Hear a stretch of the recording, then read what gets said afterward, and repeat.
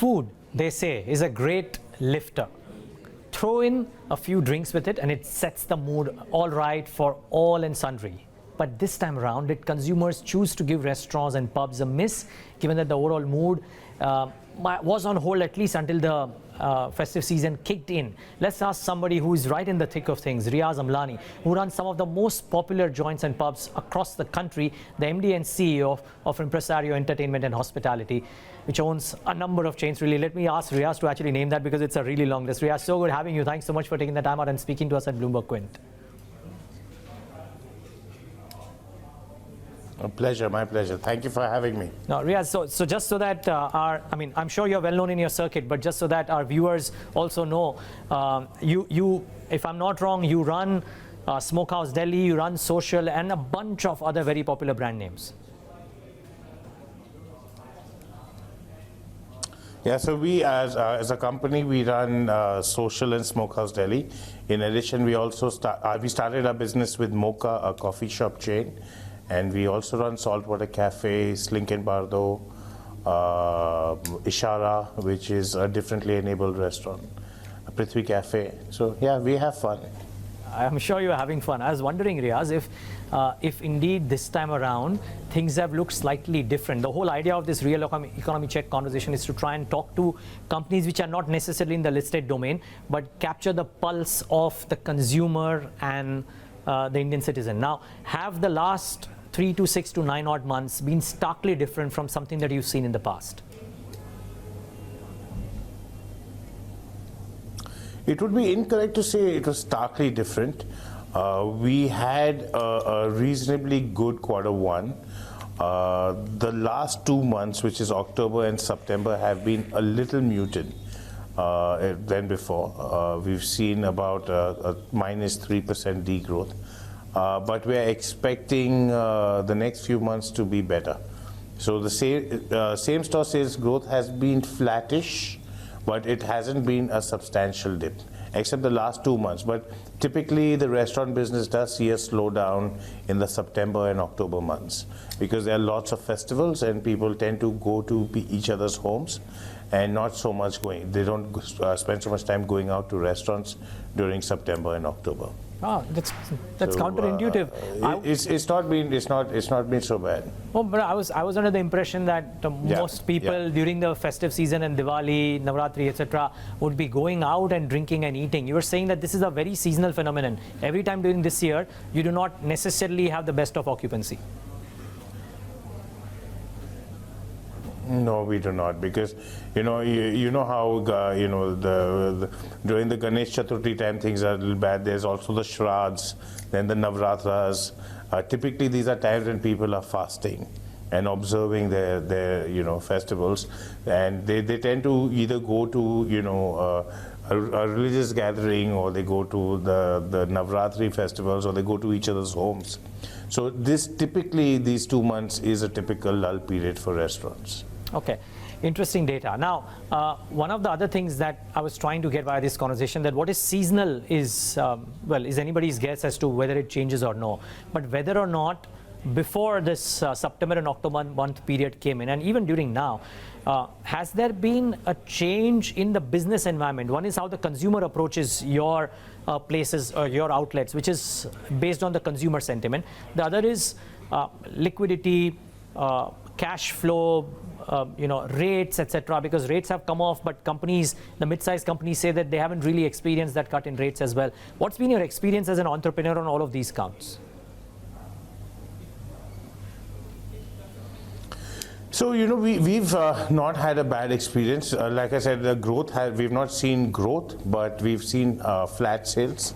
So we haven't seen a degrowth, so to speak. We are private equity funded, so we have the cash flow right now, and we have a visible runway for the next 1 year or so. So we are continuing with our expansion plans the way they are. Our biggest issue has been the non-input tax credit allowed on our GST, which has effectively, we don't get any rebates, or we don't get any input tax credit on our GST that we collect. What that has effectively done, it has made opening restaurants 20% more expensive and have increased our cost by 20%. So that has been our biggest hit to our industry, non-allowance of input tax credit. Has the industry body in any way made any kind of representation? For the fire.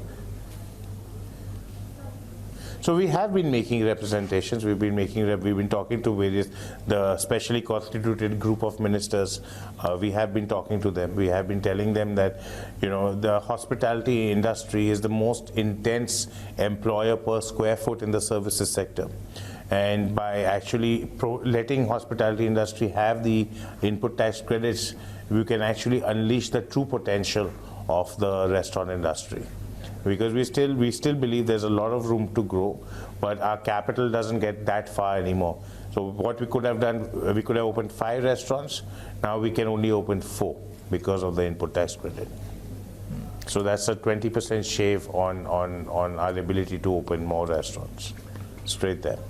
Are you saying, Riyaaz, that until those changes happen, and if you are saying this, then some of your peers might also be feeling the same pinch, that until that changes happen, large-scale expansion of chains might be hindered and will be slower than what it otherwise would have been? Yeah, I think everybody, all the chains have kind of muted down their expansion plans because of this ITC disallowed. Like I said, our dollar doesn't get us that far anymore. Because all expenses have gone up by 20%. So you typically pay 18% GST on all our input costs, but we can't set that off against the GST we collect from our customers. So typically our expenses have gone up by 20%, which means even our capital expenses have gone up by 20%. So, the same amount of capital would yield in 20% less restaurants. The other question that I had, therefore, 20% less employment, therefore... Now, please carry on. Yeah. No, I said that means, 20% less employment, that means 20% less revenue collection, that means, the 20% less business to the ancillary industries. So we definitely feel that GST is right currently our biggest issue. But other than that, things are all right. Okay. Just wondering, other than that, and just one follow-up on that before I come to the business at large too, what about, cash flow and the lending by bank? I mean, you might be private equity funded, but you still need your daily working capital, and maybe your peer set might not be in the same space that you are. Have there been issues there? Because a lot of SMEs and MSMEs who have spoken to us on this forum have said that, post-demon and post other factors that have happened, the flow of money has been an issue, and that has hindered some businesses. I mean, gas stoves and local brands, for example. Has that been an issue for you at all?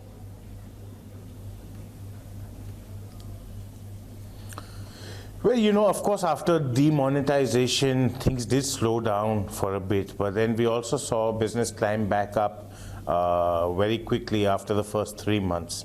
But that was one quarter we never got back. The business loss in that quarter was phenomenal. But after that, things were pretty much back to normal very quickly after the first quarter of demonetization. Where it comes to liquidity, restaurants have typically not had access to too much debt because we tend not to own the immovable asset in which we carry out our business. We tend to rent our premises, so we don't have that much we don't have that much collateral to present to the bank. So typically a bank would fund about 20 to 25% of the capital requirement of a restaurant after mortgaging all the movable assets that you would have. So typically, banks are not the preferred choice for restaurants to grow because they would only fund you 20 to 25% of your capex requirements. And we are a working capital negative business, so that is an advantage for restaurants. We get goods on credit, but we sell on cash. So that is a big help. But yeah, banks are typically not our go-to source for the restaurant industry. Okay, so maybe the go-to source and the funding has not been an issue. Just one follow-up, Riyaaz. I mean, I'm glad you pointed out that for you, business has not been all that bad, because had you said otherwise, I would have asked you this question, and I'm asking this to you any which ways. When I look at, or when I speak to fund managers, when I look at the employment numbers, the Zomatos and the Swiggis, typically, in a way, a subset of yours or clients of yours or whichever way extension of yours, are hiring by the dozens. Their employment is really picking up. They're amongst the largest employers, and that would only be possible if people are ordering a lot more than what they used to 3, 4, 5 years ago. Now, how is this puzzle? Is this that business overall has picked up, or is it that eating out has gone down but ordering in has picked up materially, and does that impact your business as well? Wow, this is a very nuanced question. So, we have seen phenomenal growth in the eating in category, right? A large part of that growth is not because they're replacing dining out, but they're actually replacing the kitchen. Earlier with the rise of nuclear families and the labor costs also going up for household help, it is becoming more effective to start ordering in. So a lot of the meals that are being consumed from outside are actually kitchen replacements. What you would have cooked at home, now you find it cheaper and easier to order food from outside rather than go grocery shopping, employ a cook, cut and chop the vegetables, do the preparation, and spending at least a couple of hours getting a meal ready is cumbersome. So I think the ordering in is a kind of a labor arbitrage. Dining out, the frequency is only increasing. Currently in metros, the dining out frequency is 8 to 9 times a month. To give you put things in perspective, Singapore dines out about 66 times a month. So in terms of, we have a lot of headroom for growth. So we are very excited about the possibilities. Yes, there are a few things. We are over-regulated. We don't have the ITC on our GST. And we are battling with the aggregators on the issue of deep discounting. So these three are issues that we are facing, but overall we are very, very optimistic about the future. Just wondering, is there a statistic about how much Indians dine out? Singapore is 66 times. What is the India average, if there is something like that? Yeah. So in metros, like I said, in major cities, metros, it's about 8 to 9 times a month. And in tier 2 and tier 3 cities, it's about 3 to 4 times a month. Okay. One last question, Riyaaz. You mentioned that the input tax credit has been the big bugbear. You didn't use that term, but I'm just, I hope I'm not putting words in your mouth, but that's what the inference that I made. Anything else? No, it is. Okay. Anything else that has been a sore point, which from a regulatory standpoint and non-cycle standpoint, can be acted upon in order to improve the health of the industry or help the health of the industry? Let me put it that way.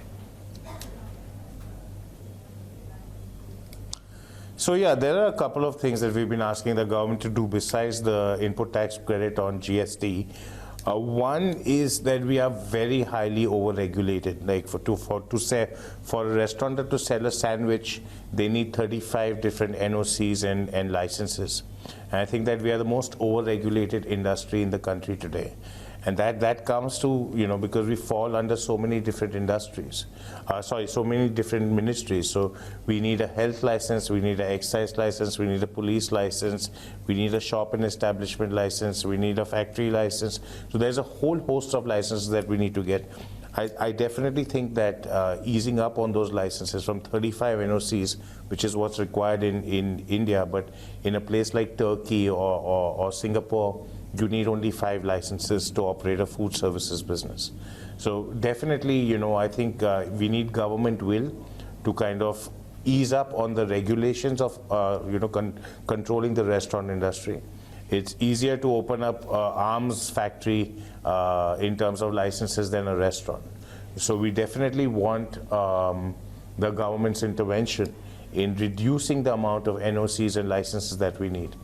The second request that we have from the government at this stage is to control the predatory practices of the aggregators. So that is something that we feel that if left unchecked can really hurt the industry. Well, I do hope somebody listens to this, but Riyaaz, it's been great talking to you today. Thank you so much for joining us on Real Economy Check and giving us a sense of what the real economy is doing, at least in your business. Thank you for having me on your show. All right, and viewers, thanks for tuning into this broadcast.